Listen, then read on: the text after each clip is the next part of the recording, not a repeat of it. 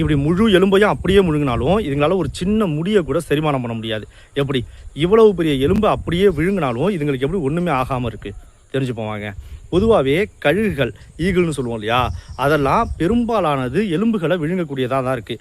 அதுலேயும் குறிப்பாக north America வட அமெரிக்காவை சேர்ந்த பேர்டு ஈகிள், கோல்டன் ஈகிள் இந்த மாதிரியான கழுகுகள்லாம் அதிகப்படியாக முழு எலும்பு குண்டுகளை அப்படியே விழுங்கக்கூடியதாக இருக்குது. இதுங்களோட இரைப்பை ரொம்ப ஸ்ட்ராங்கானது. அதே நேரத்தில் அந்த இரைப்பைக்குள்ளே இருக்கக்கூடிய ஹைட்ரோக்ளோரிக் ஆசிடும் ரொம்ப ஸ்ட்ராங்கானது.